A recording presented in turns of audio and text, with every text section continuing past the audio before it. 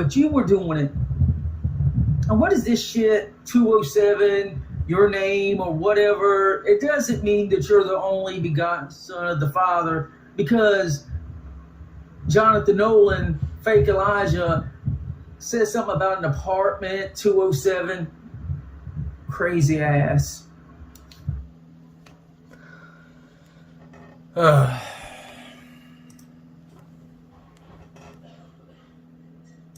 40. By the way, that one is 7 distinct genocides in less than 13 verses. Genocide of Jericho, which is found in Joshua 6:21. There's like 11 more in Joshua, more in 1 Samuel. Even as far as Jeremiah 50:21, we have an example of actual genocide. Read these verses for yourself. Understand the context. Look at what happens before and what happens after to see that it is not hyperbole. How many innocent women and children, hell, even the men, were no worse, at least, than the Israelites. Most of the tribes that get genocided for their evil deeds, their sin, their rejection of God, their wickedness, etc., are literally no different or have done even less harm or even less against God, Yahweh, than his own chosen people group. This is a God of favorites. And if you're not a favorite and you disobey, you get completely destroyed, utterly taken. Okay.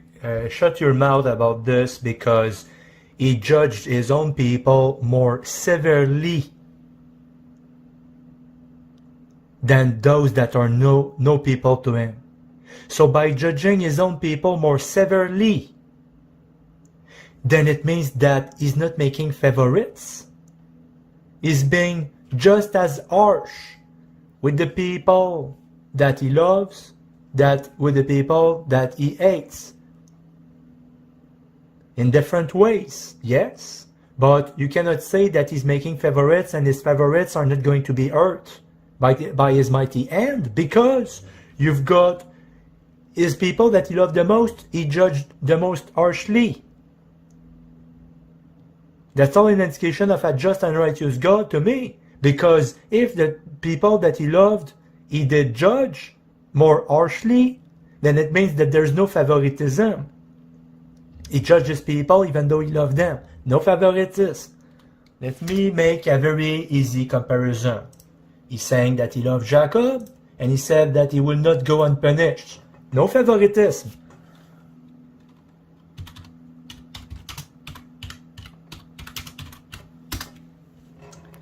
As it is written, Jacob have I loved, but Esau have I hated.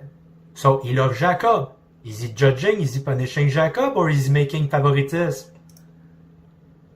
But fear not thou, O my servant Jacob, and be not dismayed, O Israel, for behold, I will save thee from afar. Okay, that's one thing, but also the thing about O Jacob, I my servant, said the Lord, for I am with thee, for I will make a full end of all the nation whither I have driven thee. But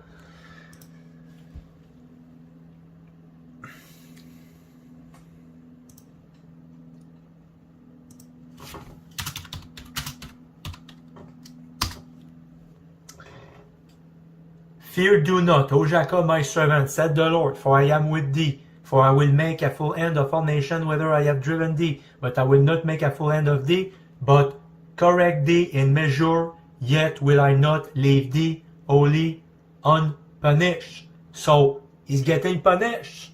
And the Lord loved him. So it's showing what? No favoritism. He loved Jacob, and he's saying, I will not leave thee wholly unpunished. So he's punishing him, correct with measure, correct thee in measure. No favoritism. No favoritism, okay? You know, Jonathan, I don't know how you can keep saying that over and over, that the Lord God didn't have favorites. Of course he did. Israel was the apple of his eye, remember? It was his inheritance in Deuteronomy 32. Israel was his inheritance. So of course he's going to play favorites. They're his people. Now if he's mad at them, he goes away from them, turns his back, and lets the enemy kill his people when he's mad at them. But as far as being, a favorite, of course he is. He's the one that led him out of Egypt and into Canaan. He's the one that came to destroy all these other nations so that their people could have the land of milk and honey that was promised to them. That's Jehovah. And we're going to look at chapter 31. The Midianites are spoiled and Balaam slain. And the Lord spake unto Moses, saying, Avenge the children of Israel of the Midianites. Afterward shalt thou be gathered unto thy people.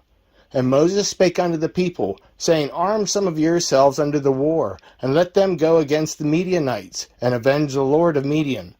Of every tribe 1,000, throughout all the tribes of Israel, ye shall send to war. So there were delivered out of the thousands of Israel 1,000 of every tribe, 12,000 armed for war. And Moses sent them to the war, 1,000 of every tribe. Them and Phinehas the son of Eleazar the priest, to the war with the holy instruments and the trumpets to blow in his hand. And they warred against the Midianites as the Lord commanded Moses. And they slew all the males, and they slew the kings of Midian, besides the rest of them that were slain, namely Evi, and Rechem, and Zur, and Hur, and Reba, 5 kings of Midian. Balaam also the son of Beor they slew with the sword. And the children of Israel took all the women of Midian captives, and their little ones, and took the spoils of all their cattle, and their flocks, and all their goods. And they burnt all their cities wherein they dwelt, and all their goodly castles with fire. And they took the spoil and the prey of both men and of beasts. And they brought the captives and the prey and the spoil unto Moses and Eleazar the priest, and unto the congregation of the children of Israel, unto the camp at the plains of Moab, where are by Jordan near Jericho. And Moses and Eleazar the priest, and all the princes of the congregation went forth to meet them without the camp. And Moses was wroth with the officers of the host, with the captains over thousands, and captains over hundreds, which came from the battle. And Moses said unto them, Have ye saved all the women alive? Behold, these caused the children of Israel through the counsel of Balaam to commit trespass against the Lord in the matter of Peor, and there was a plague among the congregation of the Lord. Now therefore kill every male among the little ones, and kill every woman that hath known man by lying with him. But all the women children that have not known a man by lying with him, keep alive for yourselves. What in the world was that supposed to mean? But all the women children that have not known a man by lying with him, keep alive for yourselves. What do you suppose these people are going to do with those young girls? Because there's no boys in there. Those are all virgin girls. Anybody that's known a man by lying with them, they were to be killed. They killed every little male. It didn't matter how old they were. If maybe later on they were going to come back and fight against Israel as a vengeance tactic or something like that, they put a stop to it. They killed all the males. The only ones they kept were the virgin females. Now why is that? What did they do with them? They didn't send them off to some school. No, they became property. That's sick. And then when they came back with all the spoils of war, they had to divvy it up. They divvied it up among the men that went out to war and then the congregation that stayed back. But what's funny is the Lord gets a cut of it too. Oh yeah. And right here's where they describe how they portion it out. And there's one question that I really need to get an answer from, Jonathan. It's, why was the Lord given 32 virgins? Why was the Lord given 32 virgins as part of his spoil? And the Lord spake unto Moses, saying, Take the sum of the prey that was taken, both of man and of beast, thou and Eleazar the priest and the chief fathers of the congregation, and divide the prey into 2 parts between them that took the war upon them who went out to battle, and between the congregation. And levy a tribute unto the Lord of the men of the war which went out to battle, 1 soul of 500, both of the persons, and of the beeves, and of the asses, and of the sheep. You see how they just throw that in there? Of the persons and the beeves. They're just throwing people in there just like they were chattel. Because they were. They became, spoils of war. take it of their half, and give it unto Eleazar the priest, for a heave offering unto the Lord. And of the children of Israel half, thou shalt take one portion of 50 of the persons, of the beeves, of the asses, and of the flocks, of all manner of beasts, and give them unto the Levites which keep the charge of the tabernacle of the Lord. And Moses and Eleazar the priest did as the Lord commanded Moses. And the booty, being the rest of the prey which the men of war had caught, was 600,000 and 70,000 and 5,000 sheep, and threescore and 12,000 beeves, and threescore and 1,000 asses, and 32,000 persons in all, of women that had not known man by lying with him. So at the end of this war, they took in as spoils 32,000 virgins. 32,000 little girls. What are you going to do with 32,000 little girls?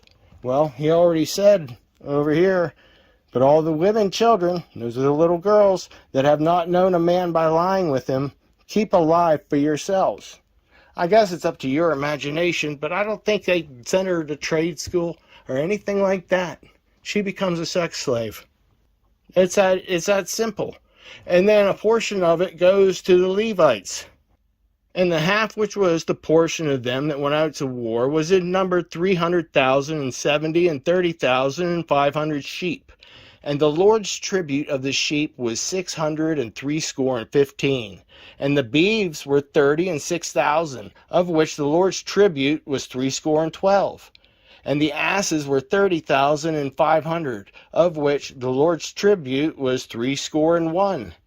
And of the persons, listen, of the persons, those are the virgins, they kind of, I think they kind of purposely leave that aspect out of there and just label them as the persons. But the persons were 16,000, of which the Lord's tribute was 32 persons. So the Lord was given 32 virgins. What did the Lord do with his tribute, the 32 virgins? I would like to know. Were they a burnt sacrifice? I know the animals go as a burnt sacrifice, so why wouldn't the 32 virgins? Doesn't say anywhere that they weren't burnt. And Moses gave the tribute, which was the Lord's heave offering, unto Eleazar the priest, as the Lord commanded Moses. So all these things are commandments from the Lord. He gets his cut. Whenever there's a bunch of gold, whenever there's a bunch of, sheep, anything like that, the Lord gets his cut. If not, he gets all of it, but sometimes he lets his people have some too. In this case, he ended up with 32 virgins, Jonathan, that I'd kind of like to find out what happened to. Could you help me out on this one? And since I had mentioned Deuteronomy 32, because this is where it states that the Most High divided the nations, their inheritance. And he's the one that ended up with Jacob. Jehovah ended up with Jacob as his inheritance. Here, let me read it. 32, I'll read 7 through 12. Remember the days of old. Consider the years of many generations. Ask thy father, and he will show thee, thy elders, and they will tell thee. When the Most High divided the nations their inheritance, when he separated the sons of Adam, he set the bounds of the people according to the number of the children of Israel. For the Lord's portion is his people. Jacob is the lot of his inheritance. He found him in a desert land and in the waste howling wilderness. He led him about. He instructed him. He kept him as the apple of his eye. As an eagle stirreth up her nest, fluttereth over her young, spreadeth abroad her wings, taketh them, beareth them on her wings. So the Lord alone did lead him, and there was no strange God with him. So are you telling me that Israel or Jacob wouldn't have been considered his favorite? Are you saying that every other nation was equal in the Lord God's eyes? No, his favorite nation was Israel, his inheritance.